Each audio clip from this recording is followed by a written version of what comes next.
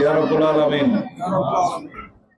বাংলাদেশের গণমানুষের নেত্রী, এদেশের গণতন্ত্রের মা, স্বাধীনতা, সার্বভৌমত্ব এবং গণতন্ত্রের রক্ষা কবচ, স্বাধীনতা, সার্বভৌমত্ব, গণতন্ত্রের প্রতীক, জাতীয় ঐক্যের প্রতীক, এদেশের মানুষের আস্থার ঠিকানা দেশনেত্রী বেগম খালেদা জিয়াকে তুমি সুস্থ করে দাও।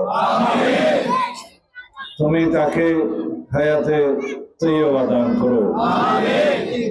ইয়া আল্লাহ, আমাদের সকলকে ধৈর্য ধরে এই সংকটকালীন মুহূর্ত অতিক্রম করার তৌফিক দান করো।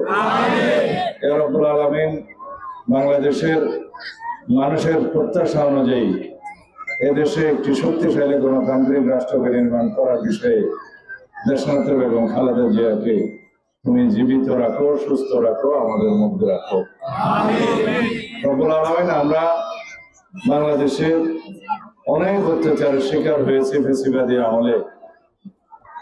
ফ্যাসিস্ট শেখ হাসিনার আমলে দেশনেত্রী বেগম খালেদা জিয়া অপরিসীম নির্যাতনের শিকার হয়েছেন।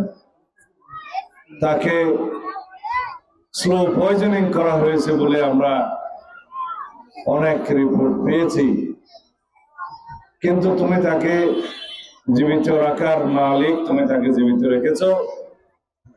যে ফ্যাসিস্ট হাসিনা দেশনেত্রী বেগম খালেদা জিয়া এবং দেশবাসীর উপর অত্যাচার করেছেন, তাকে তুমি নির্বাসিত করে দিয়েছ, এদেশ থেকে বিতাড়ন করে দিয়েছ। সুতরাং ইজ্জত দেওয়ার মালিক তুমি, ইজ্জত নেয়ার মালিকও তুমি। রব্বুল আলামিন, তুমি দেশনেত্রী বেগম খালেদা জিয়াকে আরো ইজ্জত বাড়িয়ে দাও।